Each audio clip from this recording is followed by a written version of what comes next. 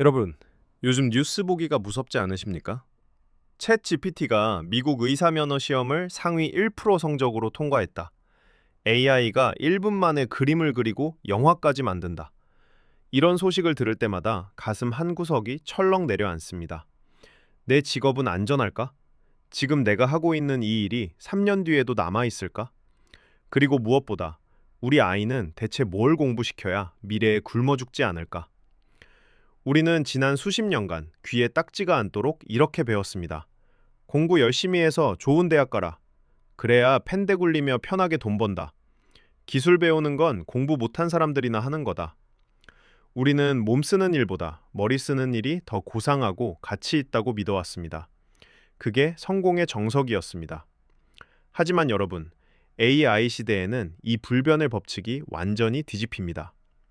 오히려 서울대 나온 회계사, 억대 연봉을 받던 개발자보다 현장에서 땀 흘리며 일하는 기술자들이 더 귀한 대접을 받는 세상이, 아니, 그들이 슈퍼리치가 되는 세상이 오고 있습니다. 이게 무슨 뚱딴지 같은 소리냐고요?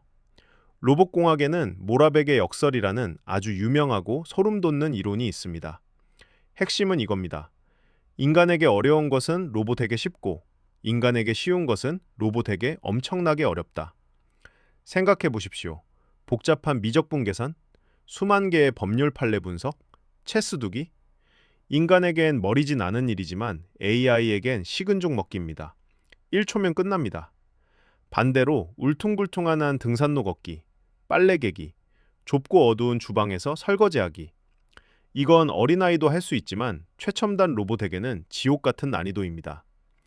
오늘 영상에서는 이 모라백의 역설을 바탕으로 AI가 절대 대체하지 못하는, 아니 오히려 인간이라서 더 비싸질 AI 시대 생존 직업 탑10을 카운트다운으로 공개합니다. 대망의 1위가 무엇인지 확인하시면 아마 오늘 저녁 여러분의 자녀 교육 계획을 전면 수정하게 되실 겁니다. 바뀝니다. 시작하기 전 구독, 좋아요 부탁드립니다. 그럼 시작합니다. 자, 먼저 10위입니다. AI 윤리관리자와 보안 전문가입니다. 이것도 결국 컴퓨터로 하는 거니까 AI가 더 잘하는 거 아니야? 이렇게 생각하실 수 있습니다. 반은 맞고 반은 틀립니다. AI는 결국 도구입니다. 아주 잘 드는 도구죠. 이 도구로 맛있는 요리를 할지 아니면 사람을 공격할지는 결국 인간이 통제해야 합니다. 최근 문제가 되고 있는 딥페이크를 예로 들어볼까요? AI가 만든 가짜 영상으로 사기를 치고 여론을 조작합니다. 이걸 막아내는 방패 역할, 즉 AI가 만든 해킹 툴을 방어하고 AI의 거짓말을 판별하는 일. 이건 창과 방패의 싸움이라 인간의 끊임없는 판단과 개입이 필수적입니다. 하지만 왜 10위에 그쳤을까요? 냉정하게 말해서 이 영역조차도 결국엔 더 똑똑한 AI가 인간을 도와서 해결할 확률이 높기 때문입니다. 평범한 개발자는 사라지고 AI를 자유자재로 다루는 소수의 천재급 전문가들만 살아남게 될 겁니다. 즉, 문은 열려 있지만 그 문이 아주 좁다는 뜻입니다. 9위는 전문 스포츠 선수입니다. 여러분, 로봇 공학이 발전해서 100m를 3초에 달리는 로봇이 나왔다고 칩시다. 기술적으로는 충분히 가능합니다. 자동차는 이미 그보다 훨씬 빠르니까요. 하지만 우리가 그 로봇이 달리는 걸 보면서 감동의 눈물을 흘릴까요? 아니요. 그냥 기계가 빠르네 하고 맙니다. 우리는 자동차 경주를 보면서 자동차가 힘들겠다고 걱정하지 않습니다. 우사인 볼트가 9초 58을 뛸 때 우리가 열광하는 이유는 무엇일까요? 그게 뼈와 살로 이루어진 인간의 한계이기 때문입니다. 심장이 터질 듯한 고통을 참고 근육이 찢어지는 아픔을 견디며 만들어낸 결과이기 때문입니다. 스포츠의 본질은 기록이 아닙니다. 바로 서사입니다. 손흥민 선수의 골이 감동적인 건 그가 차가운 기계가 아니라 우리와 똑같이 땀 흘리고 좌절하고 끝내 이겨내는 인간이기 때문입니다. AI가 아무리 완벽한 로봇 축구단을 만들어도 월드컵의 열기를 대신할 수는 없을 겁니다. 8위는 큐레이터와 편집자입니다. AI의 가장 무서운 점이 뭘까요? 바로 엄청난 속도로 콘텐츠를 생성한다는 겁니다. 글, 그림, 영상, 음악, 1초에 수백 개씩 쏟아냅니다. 문제는 그 중에 쓰레기도 엄청나게 많다는 겁니다. 정보가 홍수처럼 넘쳐흐를 때 가장 귀해지는 건 무엇일까요? 바로 안목입니다. 수억 개의 AI 그림 중에서 무엇이 진짜 사람의 마음을 울리는 예술인지 골라내는 사람. 하루에 수만 개씩 쏟아지는 뉴스 중에서 무엇이 진실이고 가치 있는지 엮어내는 편집장. 무엇을 만들까 보다 무엇이 좋은가를 판단하는 지극히 주관적인 취향의 영역. 이건 데이터로 학습하기 어렵습니다. AI가 레시피를 보고 요리사는 될 수 있어도 그 맛을 평가하고 별점을 주는 미슐랭 가이드 평가원은 될 수 없는 것과 같습니다. 결국 AI 시대에는 만드는 사람보다 고르는 사람이 더 큰 돈을 벌게 될 겁니다. 7위는 조금 의외일 수 있습니다. 바로 정치인과 기업 경영자입니다. 아니, AI가 훨씬 더 합리적이고 똑똑하니까 정치인들 필요 없는 거 아니야? 네, 맞습니다. 합리성은 AI가 훨씬 낫겠죠. 감정에 치우치지도 않고 뇌물을 받지도 않을 테니까요. 하지만 AI에게는 지도자가 될 수 없는 치명적인 결함이 하나 있습니다. 바로 책임을 질 수 없다는 겁니다. 국가 정책이 실패했을 때, 회사의 투자가 망해서 수천억 원의 손실이 났을 때, 누군가는 감옥에 가거나 사퇴를 하거나 법적인 책임을 져야 합니다. 그런데 AI를 감옥에 보낼 수 있나요? 알고리즘 코드를 삭제한다고 해서 피해자들의 분노가 사라지나요? 절대 아닙니다. 인류 사회는 본능적으로 희생양을 필요로 합니다. 결정을 내리고 도장을 찍고 결과가 잘못되면 욕을 먹고 책임을 지는 인간 간판. 이 역할은 AI가 절대 대신할 수 없습니다. 그래서 결정권자 그룹은 살아남습니다. 아주 강력하게 말이죠. 6위는 유치원 및 초등학교 교사입니다. 냉정하게 말해서 대학 교수님들은 위험합니다.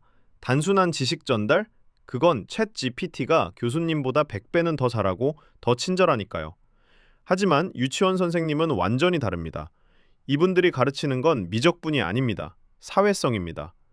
친구를 때리면 안 돼. 넘어진 친구를 일으켜줘. 맛있는 건 나눠 먹어야지.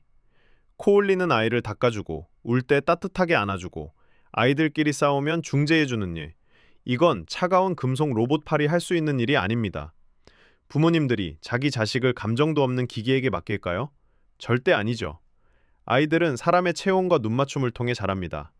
지식을 가르치는 티처는 AI로 대체되겠지만 인간을 기르는 부모 같은 멘토는 영원할 겁니다. 5위는 기업 간 영업 및 협상 전문가입니다. 마트에서 과자 파는 거 말고요. 기업과 기업 사이에 오가는 수백억, 수천억짜리 계약을 따내는 사람들 말입니다. 이런 거대 계약은 단순히 우리 제품 성능이 경쟁사보다 1%더 좋아요 라는 데이터만으로 체결되지 않습니다.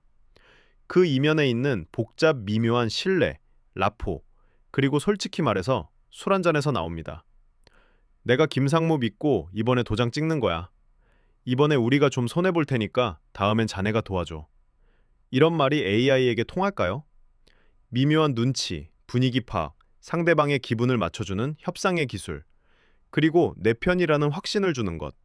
이건 챗 GPT가 아무리 똑똑해도 흉내낼 수 없는 동물적인 감각입니다. 비즈니스는 논리가 아니라 결국 사람이 하는 것이니까요. 4위는 성직자입니다. AI가 성경과 불경을 통째로 외우고 과거의 명설교 데이터를 분석해서 완벽한 설교문을 1초 만에 쓸 수 있습니다. 실제로 챗 GPT가 쓴 설교문이 목사님들을 놀라게 했다는 기사도 있었죠. 하지만 여러분, 로봇 목사님, 로봇 스님 앞에서 무릎 꿇고 눈물 흘리며 고해성사를 하고 싶으신가요? 제 영혼을 구원해 주세요 라고 키오스크에 말할 수 있나요? 종교의 핵심은 지식이 아닙니다. 믿음과 영혼의 문제입니다. 영혼이 없는 기계가 인간의 고통과 죽음을 위로한다? 그 자체가 모순입니다. 오히려 기술이 발달할수록 세상이 차가워질수록 사람들은 더 정신적으로 공허해질 겁니다. 그래서 종교와 영성의 영역은 AI 시대에 인간이 숨을 쉴 수 있는 가장 강력한 안식처가 될 겁니다. 3위는 정신과 의사와 심리 상담사입니다. 앞서 말한 성직자와 비슷하지만 이건 좀 더 구체적인 공감의 영역입니다. 우울증 환자가 상담사에게 가장 위로받는 순간이 언제일까요? 완벽한 해결책을 제시해 줄 때가 아닙니다. 그저 눈을 맞추고 고개를 끄덕이며 나지막한 목소리로 많이 힘드셨겠네요 라고 말해줄 때입니다. AI도 화면에 텍스트로 힘드셨겠네요 라고 띄울 수 있죠. 상냥한 AI 목소리로 말해줄 수도 있습니다. 하지만 환자는 본능적으로 압니다. 저건 차가운 알고리즘이 뱉어낸 데이터일 뿐 내 고통을 진짜로 느끼는 건 아니라는 걸요. 나와 같은 고통을 느낄 수 있는 존재, 즉 같은 인간만이 할 수 있는 치유. 마음의 병을 고치는 직업은 AI가 절대 넘볼 수 없는 성역입니다. 자, 2위부터는 앞서 말씀드린 모라백의 역설이 제대로 장렬하는 구간입니다. 바로 헤어 디자이너와 메이크업 아티스트입니다. 이게 왜 2위야? 하시는 분들 계시죠? 잘 들어보십시오. 사람의 두상은 다 다릅니다. 어떤 사람은 뒤통수가 납작하고 어떤 사람은 옆통수가 튀어나왔습니다. 모발의 굵기, 가마의 위치, 머릿결의 손상도도 제각각입니다. 미용사는 가위를 들고 그 복잡한 3차원 곡면을 따라 수천 번의 섬세한 가위질을 합니다. 손님의 그날 기분에 따라 스타일을 추천하고 대화도 맞춰주죠. 이걸 로봇이 하려면 어떻게 될까요? 수백 개의 초정밀 센서로 두상을 스캔해야 하고 머리카락 한 올 한 올을 인식하는 카메라가 필요합니다. 가위를 든 로봇 팔은 수십 개의 관절이 있어야겠죠. 이런 로봇 하나 만드는데 아마 수십억 원이 들 겁니다. 그냥 인간 미용사에게 3만 원 주고 깎는 게 훨씬 경제적이지 않습니까? 고도로 숙련된 손기술과 미적 감각, 이건 로봇이 가성비를 도저히 맞출 수 없는 영역입니다. 자, 드디어 대망의 1위입니다. 의사도, 변호사도, 판사도 아닙니다. 바로 배관공, 전기기술자, 숙련된 목수 같은 현장 기술직입니다. 이게 1위인 이유 아주 명확하고 강력합니다. AI는 깨끗하고 통제된 컴퓨터 속 가상세계에서는 신입니다. 하지만 지저분하고 냄새나고 혼란스러운 현실 세계에서는 바보입니다. 배관공이 일하는 현장을 한번 상상해 보세요. 지은 지 30년 된 낡은 아파트 화장실입니다. 좁고 어둡고 바닥에는 물이 흥건합니다. 배관은 녹슬어서 꽉 끼어 있고 구조는 집집마다 다 다릅니다. 어디를 뜯어야 할지, 얼마나 힘을 줘야 낡은 파이프가 안 깨질지, 악취는 어떻게 잡을지. 이 모든 변수를 현장에서 즉각적으로 판단하고 온몸을 비틀고 구겨 넣어 작업해야 합니다. 이걸 로봇이 한다고요? 여러분, 현재 로봇 기술로는 문고리 돌려서 문 여는 것도 힘들어합니다. 빨래 개는 로봇, 속옷 하나 개는데 10분 걸립니다. 이런 불규칙하고 예측 불가능한 환경에서 작업할 수 있는 휴머노이드 로봇이 상용화되려면 아마 우리가 죽기 전에는 보기 힘들 수도 있습니다. 설령 나온다고 해도 로봇 가격이 수억 원일 텐데 누가 변기 뚫는데 수억짜리 로봇을 쓰겠습니까? 지금 미국에서는 이미 숙련된 배관공, 용접공 연봉이 대기업 직원 연봉을 넘어 1억에서 1억 5천을 찍고 있습니다. 한국도 용접 기능장 연봉 1억 돌파 뉴스가 나오고 있죠.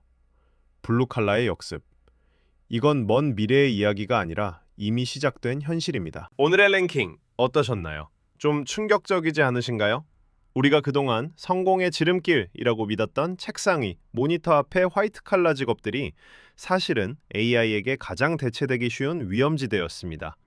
반대로 힘들고 천하다고 외면했던 현장 기술직들이 미래의 황금 직업이 되고 있습니다. AI 시대의 생존 법칙은 간단합니다. AI가 못하는 것을 하라. 그것은 바로 따뜻한 마음과 정교한 손, 그리고 책임지는 태도입니다. 이제 자녀에게 무조건 책상에 앉아서 국영수 공부해라고 강요하지 마세요. 오히려 레고를 조립하게 하고 친구들과 흙바닥에서 뛰어놀게 하고 손으로 무언가를 직접 만들게 하세요. 차가운 기계가 흉내낼 수 없는 가장 인간적인 인간이 되는 것, 그것이 다가올 AI 시대 가장 확실한 노후 대비이자 생존 전략입니다. 오늘 영상이 유익하셨다면 구독과 좋아요 부탁드립니다. 감사합니다. 지금까지 월가에 사는 고양이였습니다.